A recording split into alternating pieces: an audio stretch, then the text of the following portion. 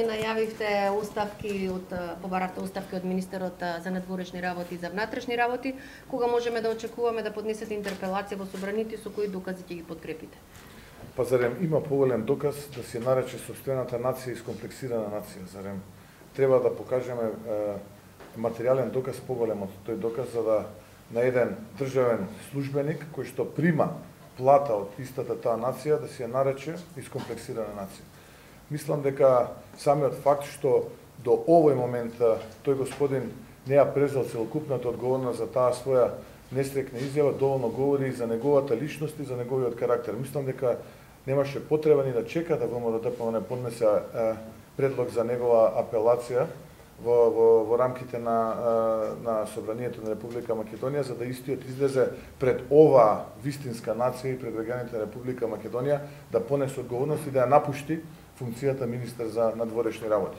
А за министерот за внатрешни работи не е поднесена интерпелација во рамките на Собранието. Чекувам тоа да се случи во периодот кој што следи, после координација со пратеничката група. Имаме ситуација кога повеќе од 2 години, вклучително и оној период кога беше технички министер во онаа техничка влада, министерува господин Толивер Спасовски со Министерството за внатрешни работи. Имаме голем број на скандали, имаме голем број на неубави работи кои што се случија во Република Македонија, имаме потфрлања во сите сфери кои што Министерството за внатрешни работи како министерство практично е должно да ги управува или да ги разрешува. Сите ние немели настани. Сведоци сме на еден куп убиства во Скопје, пресметки во мафијашки стил во центарот на градот, кое што кулминираше со овој скандал за снимање на обвинителите и судиите и некомпетентност, односно неможноста да министерот за внатрешни работи го открие според негово убедување, бидејќи вели они не снимале, ама еве ако не снимале, зошто тогаш тој скандал не го откриле?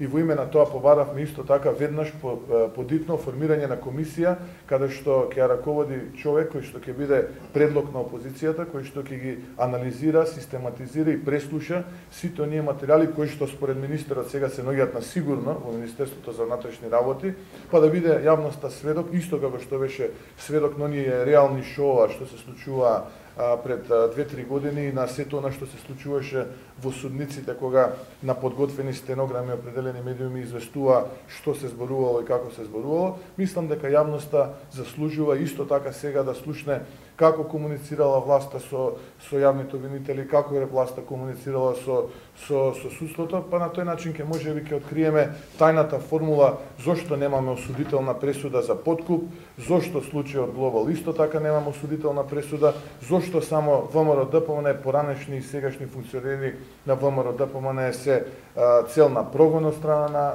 на власта во Република Македонија, така што имаме многу аргументи за кои што овие луѓе немаше ни потреба да ВМРО-ДПМНЕ поднесува апликација, многу аргументи имаме за кои што овие луѓе треба да поднесат одговорност пред граѓаните во Република Македонија. Коментарите за Каракачанов? Господин Викент, изјавите на Каракачанов околу заедничката историја за Самуил? Ние сме се изјасниле во многу наврати во минатото. Очекуваме денеска да го видиме и ставот на владата на Република Македонија.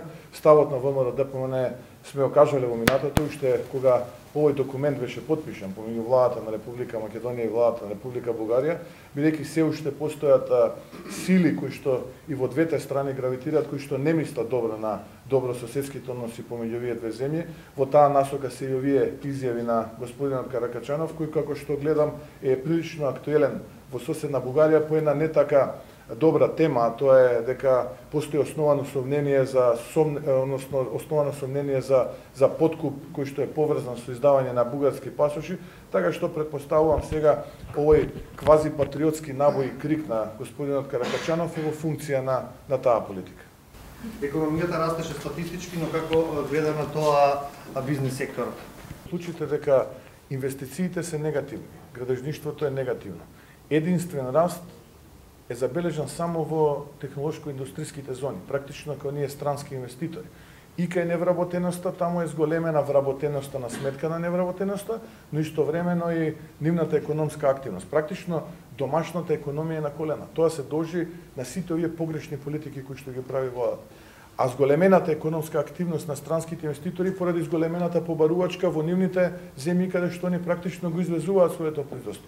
Денеска прочитав податок дека во третиот квартал од 2018 година забавува растот во високоразвиените земји, односно во Европската Унија, и темпото на намалување на невработеност исто така забавува, што ќе се почувствува во Република Македонија можеби за 2 квартала од сега. Практично ние сега овие индустријски зони извезуваат и ги користат поволните можности за она што беше пред 2 квартала во Европската Унија.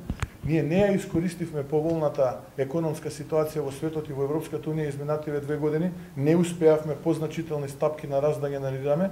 Можам да замислам што ќе се случи сега откако таму економијата ќе забави и растот на бруто домашниот производ ќе се намали или пак ќе стагнира, како тоа ќе се одрази на домашната економија, имајќи предвид дека домашните македонски компании не генерираат раст, напротив, а овие од индустријските зони, странските инвеститори кои што владата се закануваше дека ќе ги брка, исто така ќе го намалат своето производство поради намалената побарувачка во пазарите каде што извезуваат. Така што доправа следат предизвици, не само што нема да се исполни 3,2, прашањето е дали ќе се исполни 2,8. Ако го игнорираме овој фактот на пиши-бриши економија, видовме дека сега го нивелирале првиот квартал од 0 на 0,9, односно направиле колку што им е потребно за да речат еве 2,8% ќе имаме раст. Мислам дека нема да имаат ни толку, нити пак овој предвидениот во 3,2 што ќе биде во 2019, ако продолжат со ова темпо, ќе успеат да го исполнат. Така што со оваа пазарџиска пиши-бриши економија, мислам дека целокупната економска политика паѓа во вода. Но тоа е на штета на државата и на штета на граѓаните. Никој нема овдека да има фајде дали ВМРО или СДСМ бил во владата. Битно е дали граѓаните и фирмите ќе живеат подобро и ќе генерираат раст или нема да живеат. Тоа е суштината. Никој не добива од ова, сите губиме. И треба да сме свесни дека со вакви политичари, вакви политики не можеме да идеме понатаму. Денеска завршува јавната расправа за уставните амандмани, значи влегуваат во трета фаза. Може ли да се очекува 80 гласови за изгласување на уставни измени? Видете, она што провеува во јавноста во Република Македонија, а што е некоја си јавна тајна, е дека нити овие 80 не беа обезбедени затоа што некој ги препознал вредностите на сето ова, туку затоа што има определени ветувања и очекувања. Јас би го поставил обратно прашањето дали тие ветувања ќе бидат исполнети и дали тие очекувања ќе бидат реализирани за овие 80 да се постигнат. Така што имаме процес кој што самиот почеток тргнува со шината нога. Да видиме како ќе се развива. Јавните дебати за уставните амандмани завршуваат колку што јас сум информиран до утре. Така што да видиме како процесот понатаму ќе се одвива, да видиме кои ќе бидат актерите на нова реално шоу и како ќе се развива. ВМРО-ДПМН има јасен и непроменлив став по тоа прашање.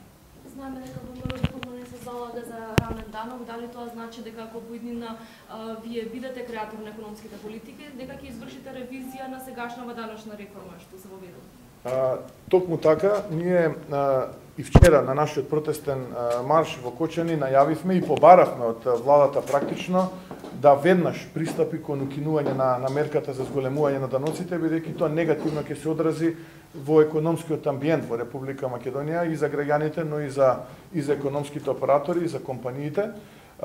Доколку тоа не се случи, јас се надевам дека конечно ќе се вразумат и ќе сватат и ќе почнат да работат за интересите на граѓаните и на реалниот сектор, но доколку тоа не се случи, при првата владина седница на владата која што ќе формира ВМРО-ДПМН, оваа мерка ќе биде укинета и ќе биде вратен рамниот данок.